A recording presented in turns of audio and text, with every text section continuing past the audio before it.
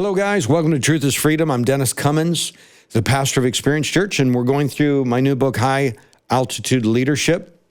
It's available on Amazon as well as my website, denniscummins.me. And today we're going to be talking about leadership principles. There's so many parallels between summiting a mountain, climbing, and leading. And I don't pretend to be a climber. I use experts to help me validate the parallels and the truths in this. So I want to dive into this, talking about our rope team. Who is our rope team? Who are you tied to will determine whether you live or die. Who you are tied to will determine whether you live or die. Ecclesiastes 4:9 and 10 says, two are better than one because they have a good return for the labor. If either of them falls down, one can help the other up.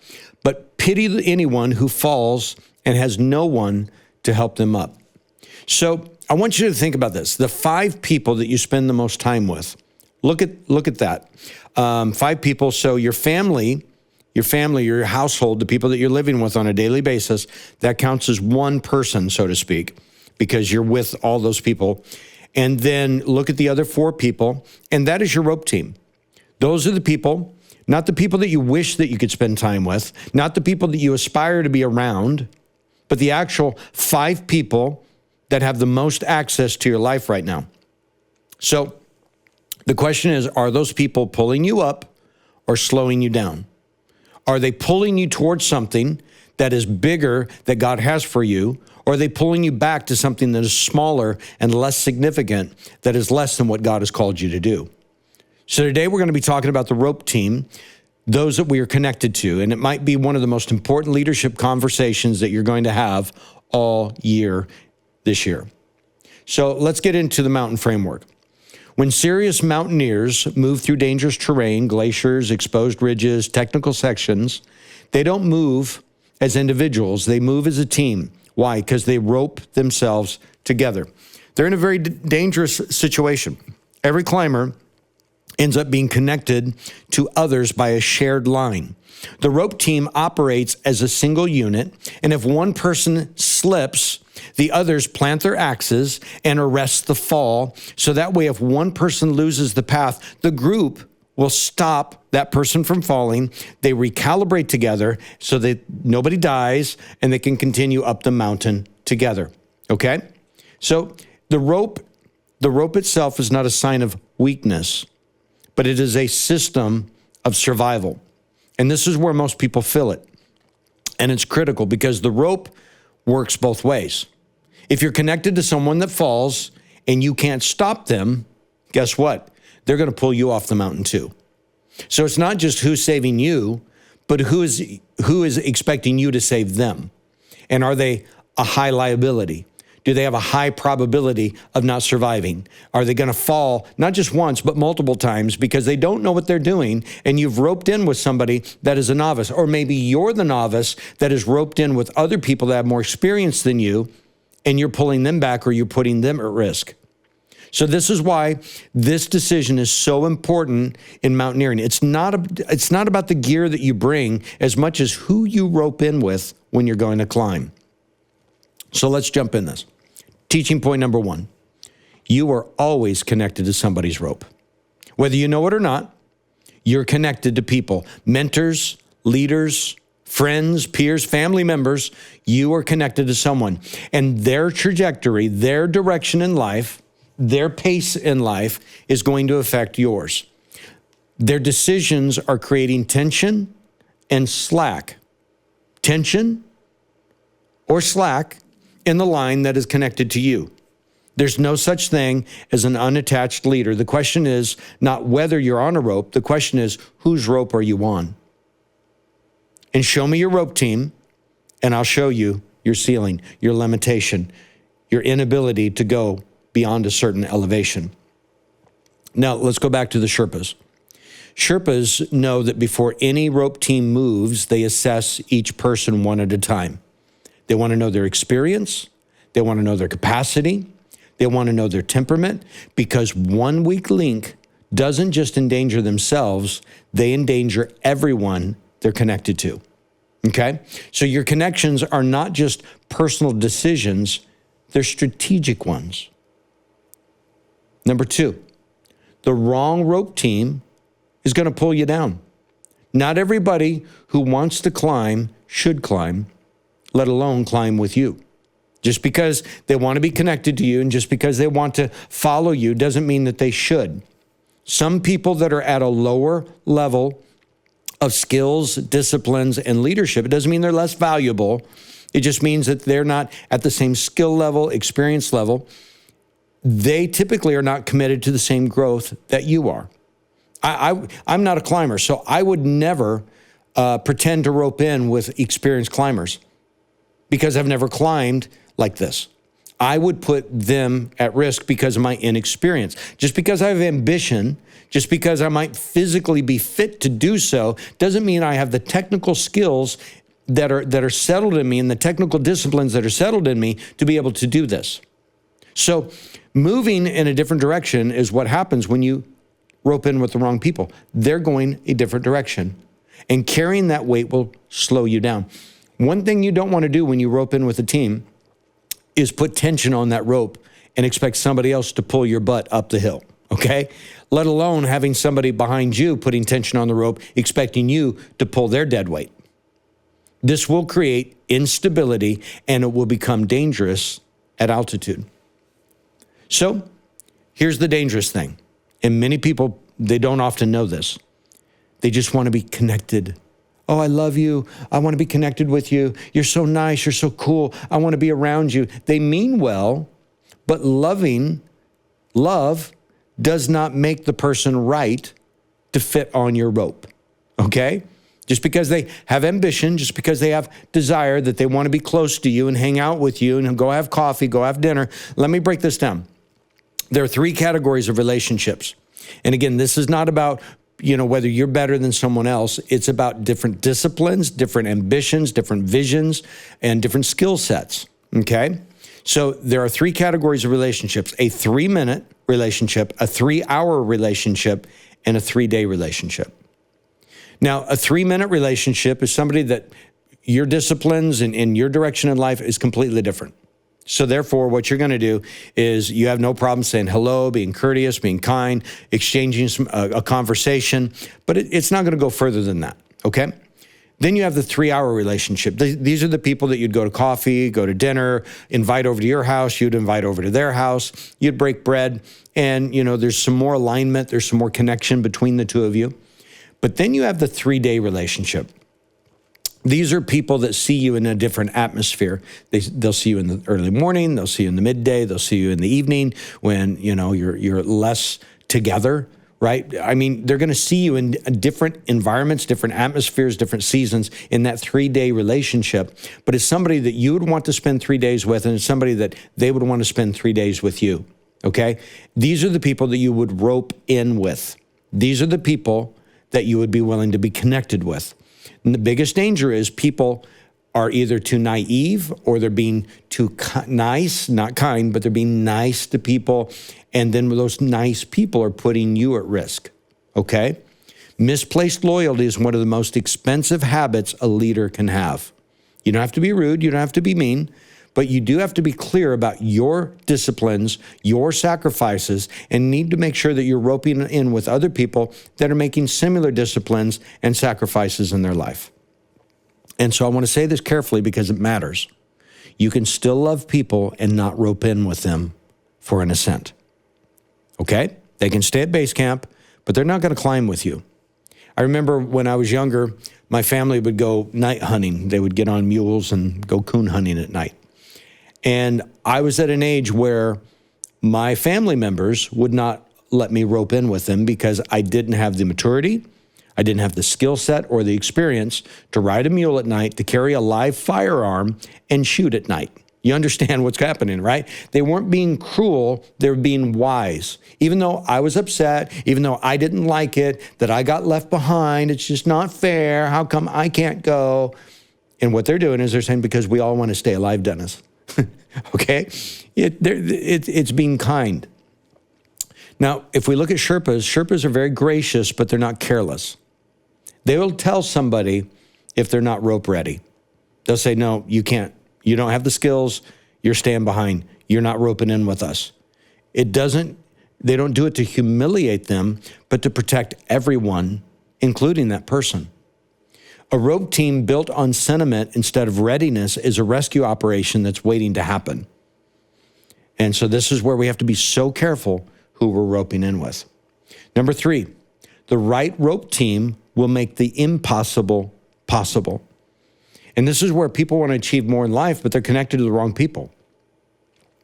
Again, you look at the 5 people that you're hanging around with the most, and one of those individuals is considered to be your family that is in your home that you spend time with, and the other 4 people, that's your rope team. And so many people want to achieve more than the people that they're tied in with, and they're frustrated.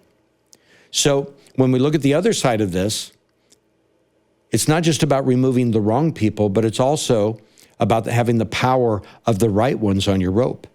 The right rope team will see what you can't see. They will hold you when you slip. You can hold them when they slip, but it will push you when you're slow. It will tell you the truth when you're wrong, and they will carry extra weight when you're depleted. Okay? So let me say something that might sound a little controversial, but it's absolutely true. The right people don't just help you survive the mountain, but they're going to help you climb levels that you could never reach by yourself. And so, yes, you don't have the flexibility to move and to pivot and do this or that when you're tied in. There's more constriction. There's more limitations when you're on a rope, but it's also a line of survivability. It's also a team concept that is helping you climb. And, when you look at some of the most legendary summit attempts in history, they were made possible by extraordinary rope teams, not by extraordinary individuals. The individual gets the glory, but the team is the one that made it possible. And behind every ascent is a rope team that most people never heard of. Now, Nimsdai, he's on Netflix, the 14 Peaks documentary. He climbed the tallest 14 peaks in the world, and he crushed the record. It used to be 7 years. He did it in 7 months. And so I've met Nims. We've conversed about maybe being a part of some of the things that I'm doing in Nepal. But 2 trips ago, I had the opportunity to meet one of his team members, Guest Man. And Guest Man is equally as qualified, equally as able. And Guest Man is one of the men that helped him achieve that goal. Why? Because you had people that were there that, look, everybody hits a different stride. And so sometimes you're weak early on, sometimes you're weak later on. Different people are affected by altitude. Sometimes altitude sickness will hit you. And it doesn't mean that you're not healthy. It doesn't mean that you're not strong or a good candidate to climb or a bad mountaineer if you get altitude sickness, because it can hit anybody, okay? It's a non-respecter of persons.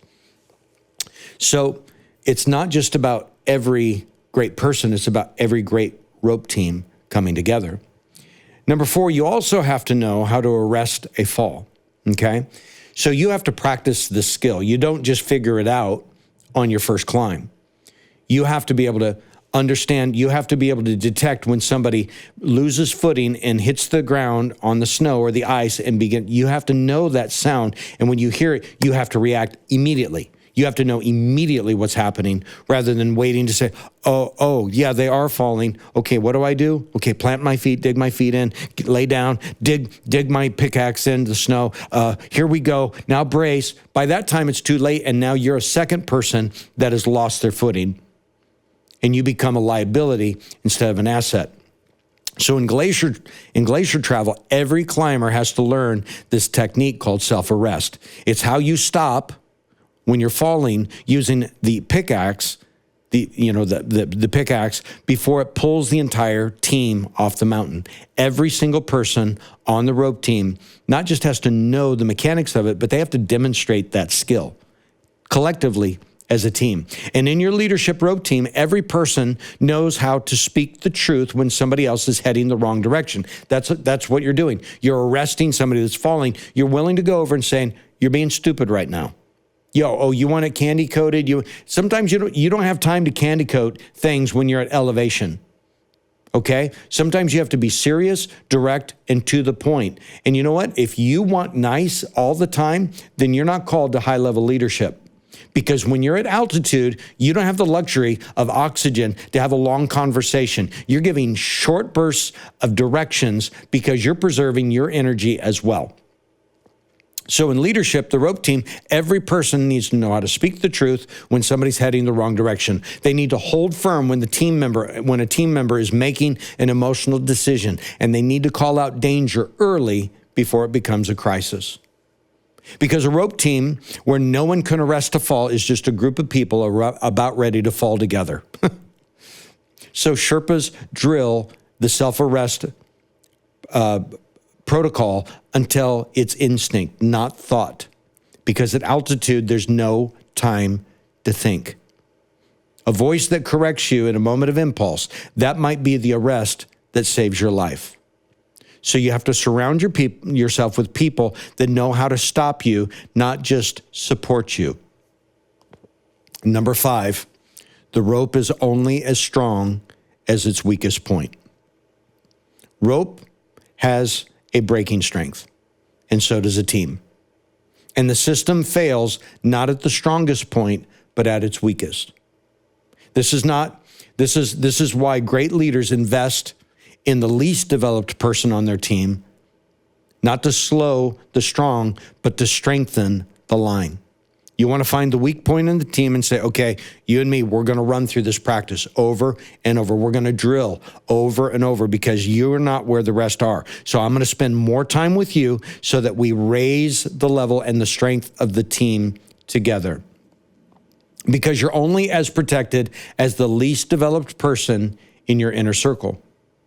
This is why Sherpas check every point of the rope, every connection, every knot, every anchor point. Why? Because a rope that looks strong but holds one weak knot will fail when that knot breaks under pressure. So you have to check your connections before the pressure comes, not during it. If you have to depend on somebody, you need to know what is inside them, and you need to see some pressure hit them before you need them to hold under pressure. You need to test them. In the Navy SEALs, sometimes in the shoot house, you'll have the supervisors up top looking on the wall, and they're able to see over the walls of the shoot house. And so the team will go in, they'll run their drill, and this is live fire exercise. And then when they're done, they'll come out in order as they went in, and then the leaders will come down, the commanders will come down, and typically they will grab one person out of the line, yank them, put them up against the wall, and just chew them out. What are you thinking? You did this wrong. You weren't following right protocol, blah, blah, blah. Now, in reality, the person didn't do anything wrong. They executed perfectly, okay? What they're doing is a mind game. What they want to know is, can this person be wrongfully accused of something? They're creating pressure. And even though he didn't do anything wrong, and they're chewing him out for doing something wrong, they want to see if that gets in his head in the next exercise, or can he blow it off and stay in the fight and make sure that his disciplines are still intact, even when he didn't do anything wrong and he was accused of doing something wrong. Okay? What are they doing? They want to see how people respond under pressure before they go through a real exercise out in the field. So leadership is not a solo sport. It never was. You were designed to be roped in, connected to people, and people above you pulling you forward, people beside you holding you steady, and people behind you know that you're pulling them up. Be intentional about who you're tied to. Evaluate your team that you're building, and never make a mistake in a crowd around you, the crowd around you, for a rope team. Proverbs 27:17 says, iron sharpens iron as one person sharpens another. Your rope team is somebody that's close to you to create some pressure. And you can't sharpen unless you're going the opposite directions. And so there are times that when you want to go here, they're going to be pulling you back. When you want to pull back, they're going to be pushing against you. What is that? That is pressure, and they're creating heat and tension so that you get better. A lot of people, they only just want people that will go with them, go their way, agree with them all the time, hear what they want to hear, say what they want to say. And guess what? You never get sharper. You only get duller. So the right rope team is often how God keeps you alive. The right people around you. David had a rope team, King David. He had his mighty men. And not only did he fight with them, but they also saved his bacon when he got fatigued in battle and he was almost killed. I think it was Ishbibenob was the giant that almost took him out. And one of his mighty men stepped in and saved his life. That's what mighty men do. That's what a rope team does. That's how you get to places that you could never reach on your own. So I hope that helps you. Know who your rope team is. Pray for your rope team. They're praying for you. High Altitude Leadership. You can get it on Amazon. And that is Truth is Freedom.